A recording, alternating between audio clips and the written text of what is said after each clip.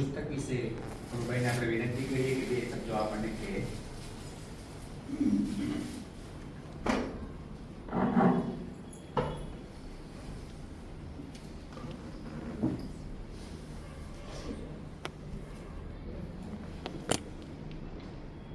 અભિવ્યક્તિ નામની પુસ્તિકા જે હમણાં આપણા સૌના પરમ પૂજ્ય શ્રી અરવિંદ અને માતાજીના ચરણોમાં સાદર અર્પિત કરાઈ તેનો આછો પરિચય આપવાનો આ રજૂઆતનો ઉદ્દેશ છે. શ્રી અરવિંદનો ભૌતિક દેહમાં 78 વર્ષનો નિવાસ તેમણે સ્વેચ્છાએ 1950માં ત્યજી દીધો. તે કંઈ માનવજાતની પોતાની અંતિમ એષણા જે નિર્વાણને નામે ઓળખાય છે તેમાં પછી કોઈ પુનર્જન્મ રહેતો નથી તે માટે ન હતો. તે તો એવું સક્રિય મહાવિનિષ્ક્રમણ જે ભગવાન બુદ્ધના રાજપાટ, સંસાર ત્યાગ અને કઠિન તપસ્યા માટે કહેવાયું હતું તેના કરતાં પણ વધુ જટિલ અને પડકારરૂપ હતું. દેહમુક્ત શ્રી અરવિંદની અભિવ્યક્તિ નામક પુસ્તિકા શ્રી માતાજી સાથેના શ્રી અરવિંદના 1950થી 1973 સુધીના 23 વર્ષ દરમિયાનના સંવાદો ઇન્ટરેક્શનની શ્રી માતાજી દ્વારા જુદા જુદા સમયે કહેવાયેલી અદ્ભુત કથાનું સંકલન છે. શ્રી અરવિંદ સદેહ હતા ત્યારે તેઓ વાણી, લેખન કે ઈશારાના માધ્યમનો ઉપયોગ અભિવ્યક્તિ માટે કરતા હતા. પણ દેહમુક્ત થયા પછી તેમની અનેકવિધ ભાતીગળ અભિવ્યક્તિની રીતો ઘણી રસપ્રદ પણ આપણા મનમાં જે અત્યંત ગાંભીર્ય ધરાવતા શ્રી અરવિંદની પ્રતિમા અંકિત થયેલી છે તે દ્રષ્ટિએ તે અસાધારણ લાગે તેવી છે. શ્રી માતાજીએ ડિસેમ્બર 1963માં એક વિશિષ્ટ ખુલાસો કરતાં જણાવ્યું હતું કે શ્રી અરવિંદે સદેહ હતા ત્યારે શાશ્વતમાં એટલે કે શ્રી માતાજી પરત્વે સંપૂર્ણ સમર્પણનો અભિગમ અપનાવ્યો હતો. શ્રી માતાજી કહે છે, તે હું નિહાળી રહી હતી અને તે મને ક્ષોભજનક લાગતું હતું. હું તેથી ઉલટા વલણ માટે તરસતી હતી. શ્રી અરવિંદના આ સંપૂર્ણ સમર્પણના અભિગમના ઉદાહરણો શ્રી નિરોધબરનના લખાણોમાં મળી આવે છે, પરંતુ તે શ્રી અરવિંદનો સંકલ્પ હતો, તેથી તે તેમ ચાલતું રહ્યું અને શ્રી માતાજીએ પોતાની અભિપ્સા સુષુપ્ત રાખી, તેથી સઘળું સંવાદપૂર્ણ રીતે ચાલતું રહ્યું. પરંતુ શ્રી અરવિંદના દેહત્યાગ પછી આ વલણ અને અભિગમમાં વધુને વધુ બદલાવ આવતો રહ્યો અને અન્ય વલણ જેમાં શ્રી અરવિંદે પ્રાધાન્ય ધારણ કરેલ હોય તેવું જણાઈ આવે છે. આ શ્રી માતાજીના 1968ના જન્મદિને શાનદાર પ્રસારણ કરવાની ઓલ ઇન્ડિયા રેડિયોના ડિરેક્ટરની દરખાસ્તના શ્રી અરવિંદ દ્વારા લખાવાયેલ ઉત્તરમાં પ્રતિબિંબિત થાય છે. તેવી જ રીતે સાવિત્રીના માતાજી દ્વારા કરાવાઈ રહેલા ફ્રેન્ચ ભાષામાંના રૂપાંતર માટે કેટલીક પંક્તિઓમાં શ્રી માતાજીને 2 વિકલ્પોની શક્યતા આવી હતી, પરંતુ શ્રી અરવિંદનો સુધારો આવ્યો. સંપૂર્ણ ના. તેમણે કહ્યું, તે નહીં પણ આ. તેથી મેં એટલે કે માતાજીએ જે લખ્યું હતું તે ભૂંસી નાખ્યો. દેહ મુક્ત શ્રી અરવિંદ કેટલીક વાર સાંકેતિક અને શારીરિક રીતે પણ પોતાને અભિવ્યક્ત કરતા હતા. શ્રી માતાજી કેટલીક સાકાર કરવાની બાબતો માટે તેમને સટલ ફિઝિકલમાં મળ્યા ત્યારે તેના જવાબ રૂપે શ્રી અરવિંદ અરીસા પાસે પડેલા 3 કાંસકા હાથમાં લીધા અને તેમાંનો એક કાંસકો તેમણે પોતાના માથાના વાળમાં વચ્ચોવચ્ચ ખોસ્યો અને બીજા 2 કાંસકા બંને બાજુએ નાખ્યા. આ 3 કાંસકાની સજાવટ જાણે કે તેમના શિર ઉપર મુકુટનો ભાસ કરાવતી હતી. શ્રી માતાજીએ કહ્યું કે હું તરત સમજી ગઈ કે આ દ્વારા તેઓ મારા ખ્યાલનો અંગીકાર કરે છે. વળી સદેહે શ્રી અરવિંદની બાબતમાં આપણે કલ્પના પણ ન કરી શકીએ તેવી દેહ મુક્ત શ્રી અરવિંદની શારીરિક રીતની સાંકેતિક અભિવ્યક્તિઓનો આ પુસ્તિકામાં સમાવેશ થયો છે. તેમાંની કેટલીકની આ છે ઝલક. 1. શ્રી અરવિંદ કારમાંથી કૂદકો મારીને ઉતરીને રસ્તા ઉપરના 2 પથ્થરો ઉપાડી લે છે. 2. શ્રી અરવિંદ જાણે કે 100 મીટરની 3 વખતની દોડ કરીને માતાજીને સાંકેતિક રીતે દર્શાવ્યું કે સુધરેલ ભૌતિક શરીર એક માનવીય શરીરમાંથી અતિ માનસિક શરીરમાં સંક્રાંત થશે ત્યારે તે કેવું સ્વરૂપ ધારણ કરશે. 3. શ્રી અરવિંદ કાર હંકારી રહ્યા હતા અને સમગ્ર વિશ્વ તેમની પૂઠે હતું. 4. શ્રી અરવિંદ પધાર્યા અને 2 વિચાર રત્નો એટલે કે એફોરિઝમ લખી ગયા. 5. શિષ્યોના મૃત્યુ બાદ તેમને રક્ષણ આપવા શ્રી અરવિંદ પોતાની મુદ્રા તેમના પર અંકિત કરશે. અંતમાં 2 મહત્વની બાબતો દર્શાવીને આ પુસ્તિકાની આછી પરિચયાત્મક રજૂઆત પૂર્ણ કરીશું. 1. શ્રી અરવિંદે આપણા સૌને માર્ગદર્શન આપ્યું છે કે બધું જાતે કરવાનો પ્રયાસ કરશો નહીં. માતાજી તમારે માટે તે કરશે જો તમે તેમના પર વિશ્વાસ કરો તો. આ અંગે શ્રી માતાજીએ આપણને મુશ્કેલીમાં ભગવાનની મદદ મેળવવા માટે કેવી રીતે ભગવાનના સંપર્કમાં મૂકી આપે તેનું સુંદર વિવરણ તેમાં આપ્યું છે. 2.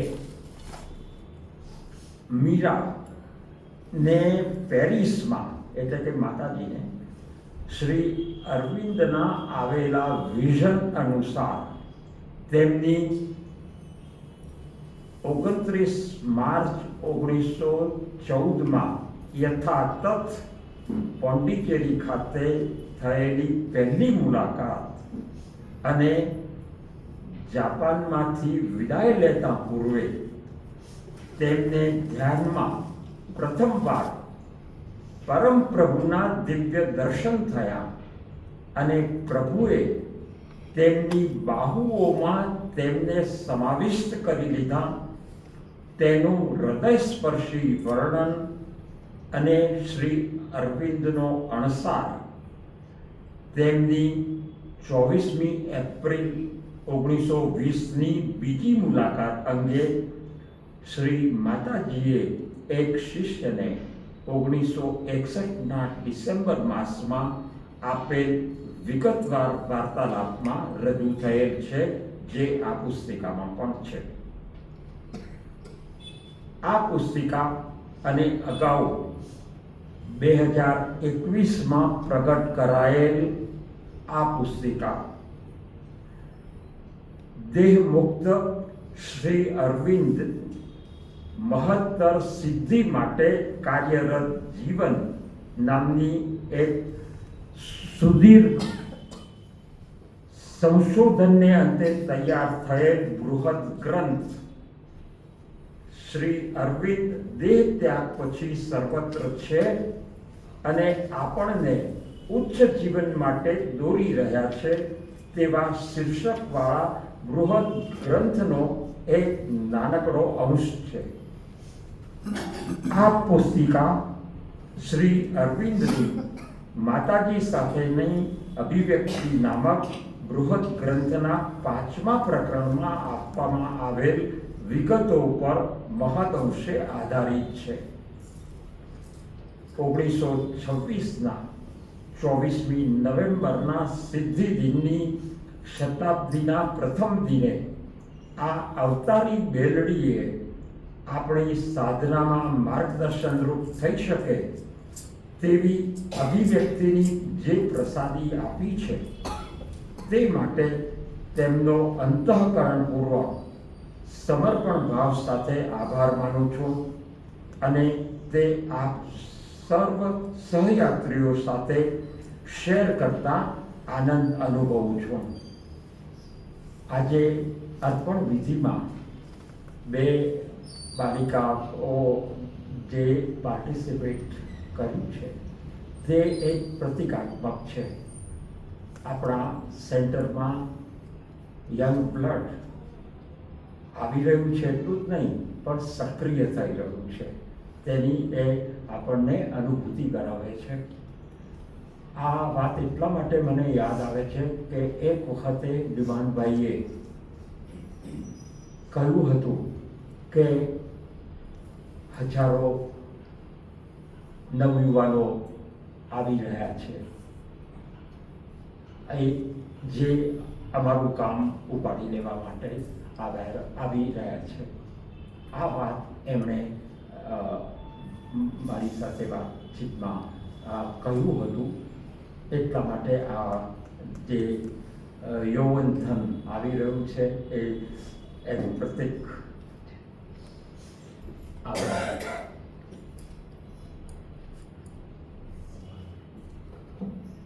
અને અંતમાં યોગેશભાઈ અને સરોણીબેન બંને મને ઘણું માર્ગદર્શન અને મદદ પણ કરી છે. એમનો હૃદયપૂર્વક અભિવ્યક્તિ કરું છું.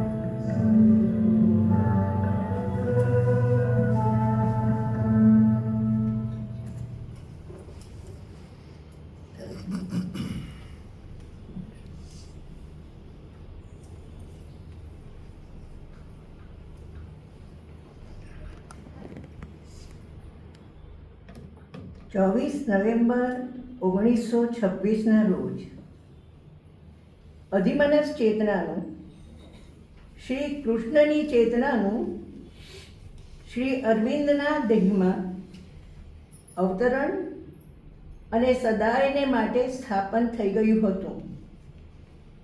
તેથી આ મહાન દિવસને ધ ડે ઓફ વિક્ટરી, સિદ્ધિ દિનના નામે ઓળખવામાં આવે છે અને તેને દર્શન દિવસનો દરજ્જો પ્રાપ્ત થયો છે. વળી આ દિવસ શ્રી અરવિંદ આશ્રમનો સ્થાપના દિવસ પણ છે. આજથી આ અત્યંત વિશિષ્ટ દિવસના શતાબ્દી વર્ષનો પ્રારંભ થાય છે. આજના આ વિશિષ્ટ દિવસે શ્રી કૃષ્ણ અને શ્રી અરવિંદને સાંકળતો આશ્રમના વરિષ્ઠ સાધિકાર સહાના દેવીનો અનુભવ વાંચું છું. સહાના દેવી લખે છે, બાળપણથી હું સાંભળતી હતી કે ભગવાન સર્વ કરુણામય છે અને કરુણાના અવતાર છે. જ્યારે હું પોંડિચેરી આવી ત્યારે માતાજી અને શ્રી અરવિંદની કૃપાના સ્પર્શથી મને આની સાક્ષાત પ્રતીતિ થઈ. 56 વર્ષના મારા આશ્રમવાસ દરમિયાન તેમણે મારા પર ઢગલાબંધ અનુભવોની વર્ષા વરસાવી છે, જેમને બધા સમક્ષ ખોલી શકાય નહીં.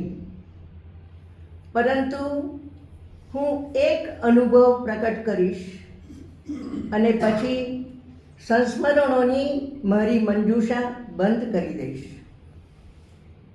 હું અહીં આવી પછી થોડા મહિના બાદ મને એક પ્રકારની બેચેની લાગવા માંડી, કેમ કે મને ખ્યાલ આવ્યો કે હવે હું કૃષ્ણના નામથી ભાવ વિભોર બનતી નહોતી, કે તે મને એટલું સ્પર્શતું પણ ન હતું. તેમજ પહેલાં હું તેમના ભજનો ગાતી તેમ હવે ગાઈ પણ શકતી નહોતી. પ્રેમ, ભક્તિ, આંખોમાં આંસુ, હૃદય અને મનની આનંદદાયી અવસ્થાઓ ધીમે ધીમે ઓછી થતી જતી હતી અને તેમને સ્થાને માતાજી અને શ્રી અરવિંદની આસપાસ હૃદયના ખૂબ ઊંડાણમાંથી લાગણીઓ સ્પષ્ટ આકાર ધારણ કરી રહી હતી. તેમને વિશે ગાતા ગાતા મને લાગતું કે જાણે કે અંદરના બધા બારણા ખોલી નાખવામાં આવ્યા છે. સમગ્ર આંતર સ્વરૂપ ન વર્ણવી શકાય તેવી તીવ્ર લાગણી સાથે બહાર આવતું. કૃષ્ણ વિશેના ભજનો કે પદાવલી કીર્તનો ગાતી વખતે પહેલાં મને જે ભાવ જાગતા હતા તે હવે ઘણા ઓછા તીવ્ર બની ગયા હતા. વાસ્તવમાં જાણે કે બંધ થઈ ગયા હતા. અને આ પરિવર્તનથી થોડા સમય પૂરતો એક આંતરિક સંઘર્ષ જાગ્યો. મેં વિચાર કર્યો, તે બધા દિવ્ય છે, માત્ર સ્વરૂપ, નામ અને પાસા અલગ અલગ છે. તો પછી એકને માટે મને આટલો બધો ભાવ જાગે છે અને બીજાને માટે જાગતો નથી, એવું કેમ? એ શા માટે ઘટવું જોઈએ? આથી હું ખાસ્સા લાંબા સમય સુધી વ્યથિત થઈ. પછી એકવાર હું ધ્યાન ધરતી હતી ત્યારે સાવ અનપેક્ષિત રીતે મને એક સુંદર અનુભવ થયો, જેને કારણે મારી બધી શંકાઓ દૂર થઈ ગઈ અને મારા બધા પ્રશ્નો હલ થઈ ગયા. હું એ અનુભવની સમજૂતી નહીં આપું. હું માત્ર એટલું જ જણાવીશ કે તે અનુભવ અદ્ભુત હતો, અવર્ણનીય હતો. મને શ્રી કૃષ્ણનું દર્શન થયું. ભૂરા પ્રકાશથી ઝળહળતી એક દેદીપ્યમાન પ્રતિમા મારી સમક્ષ પ્રગટ થઈ. મારા સમગ્ર સ્વરૂપે તેમના ચરણોમાં દંડવત પ્રણામ કર્યા.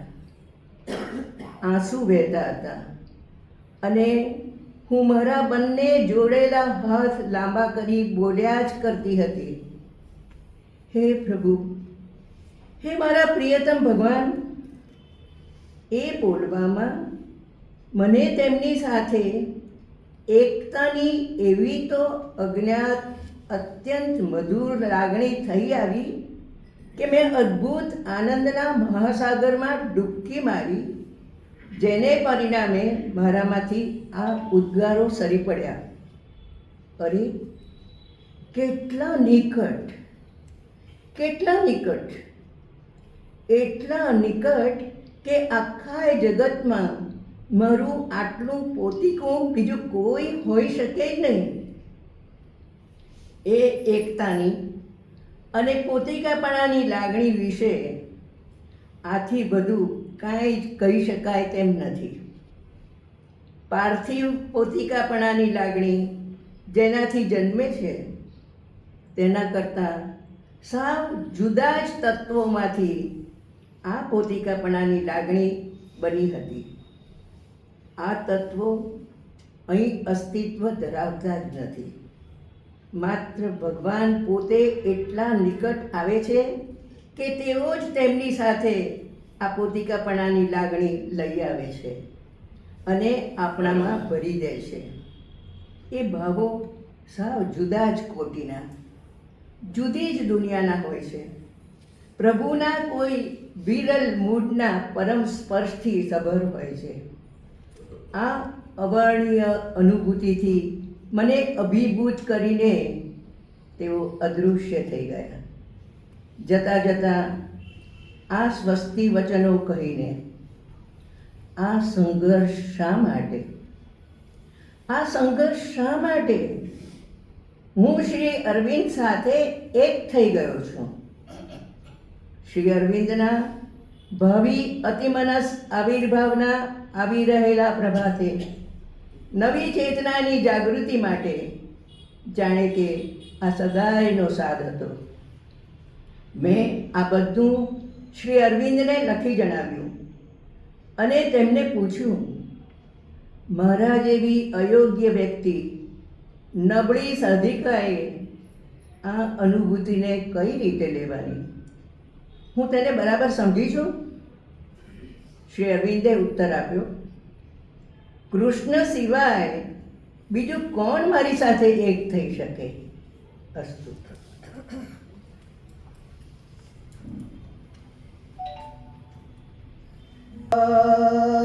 से कंपित धर्मी झलक उठी कौन आया, कौन आया, कौन आया, कौन आया।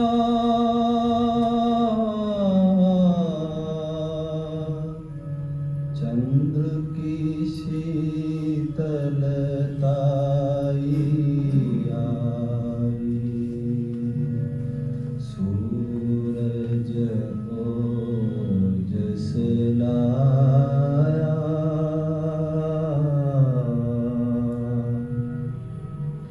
ध्यान धनक से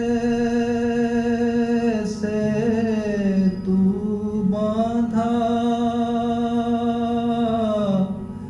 लोक लोक मिलाया,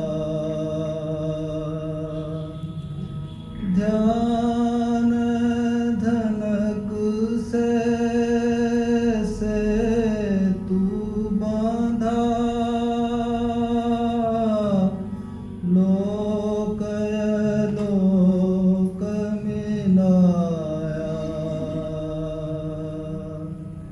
तेज देख कर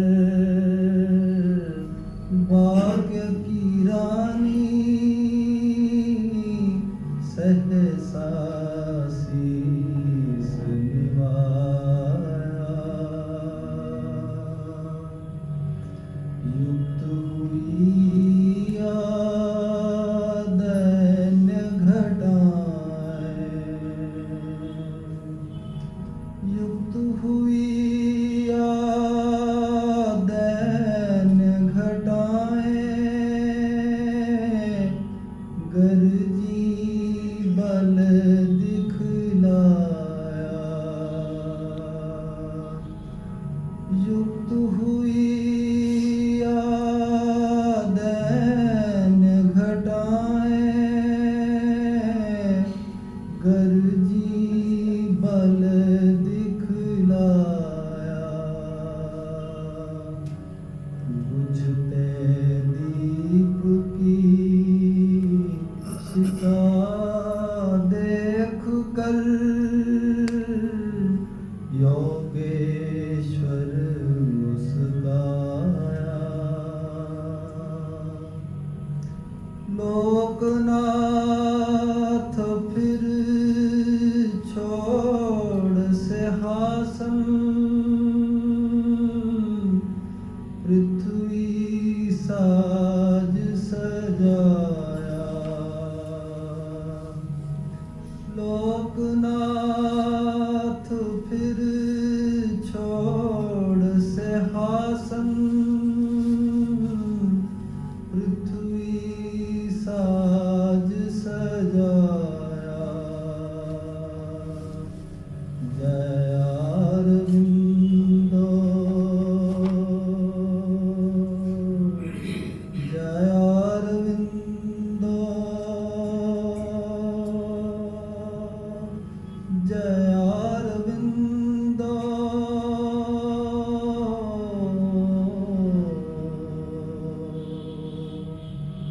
जय अरविंदो, जय अरविंदो, जय अरविंदो। जगत विधाता अब जगतारण आया, अब जगतारण आया।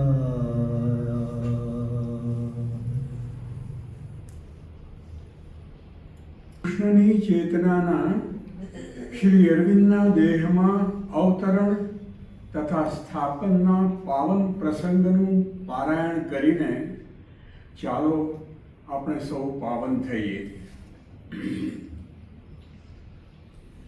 અધિમનસ અવતરણ શ્રી અંબુભાઈ પુરાણી.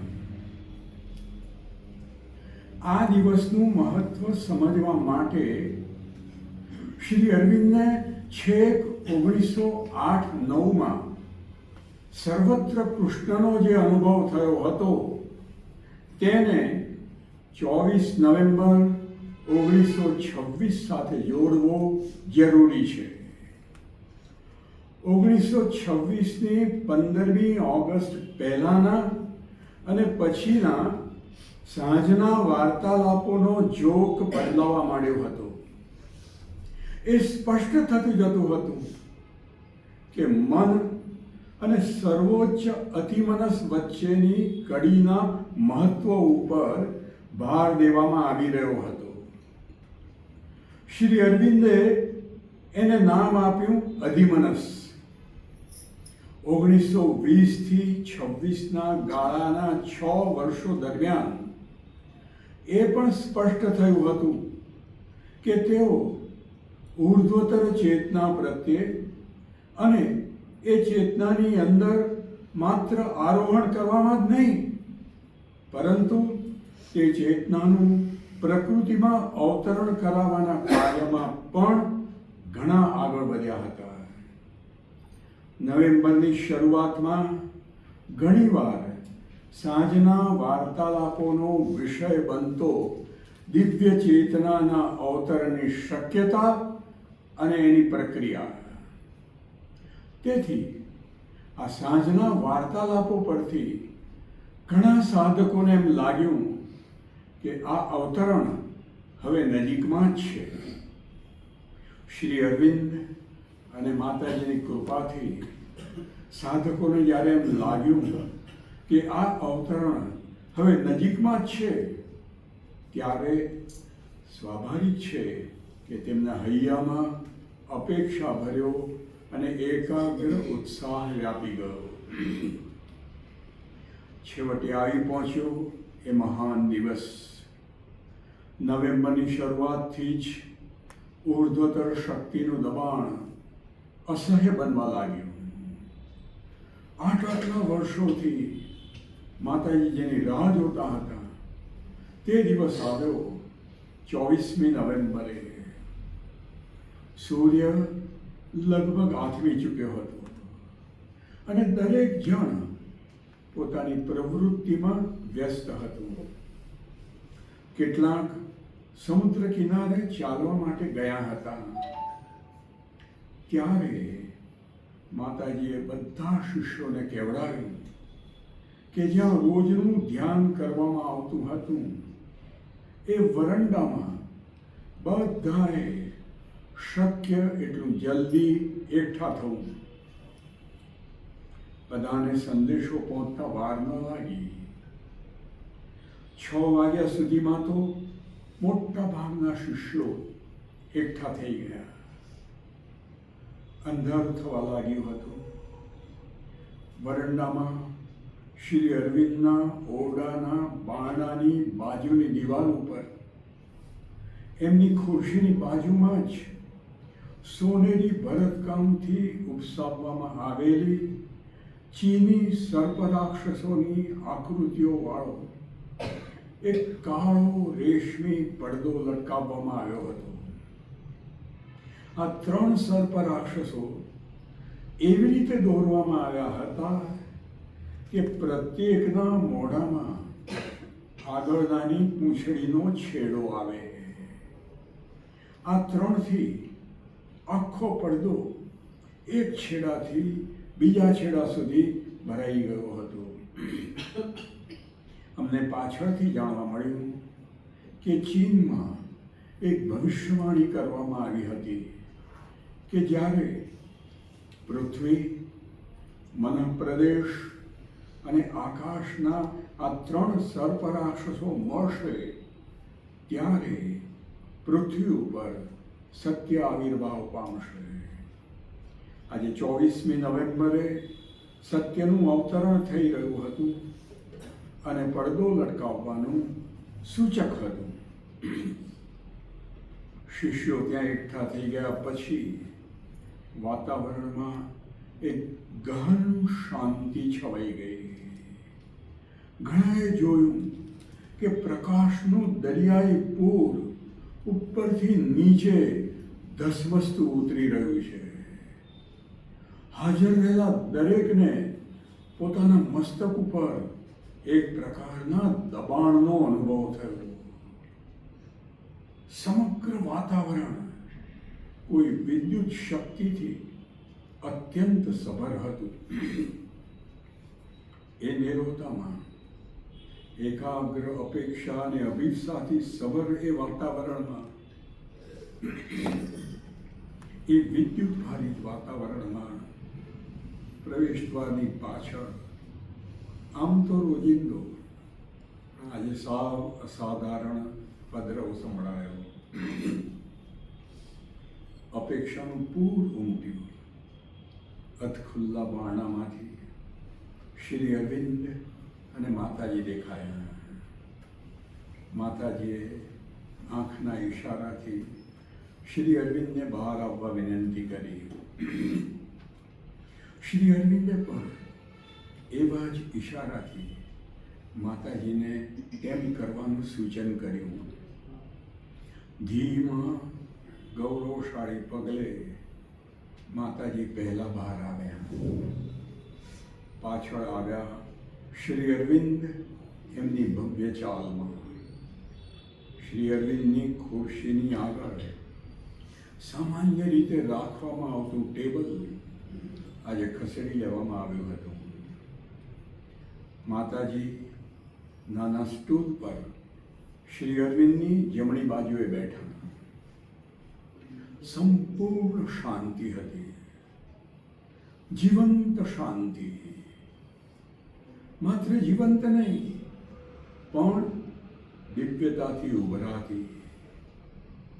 ધ્યાન લગભગ 45 મિનિટ ચાલ્યું. ત્યારબાદ એક પછી એક શિષ્યો માતાજીને પ્રણામ કરવા લાગ્યા. તેમણે અને શ્રી અરવિંદે તેમને આશીર્વાદ આપ્યા.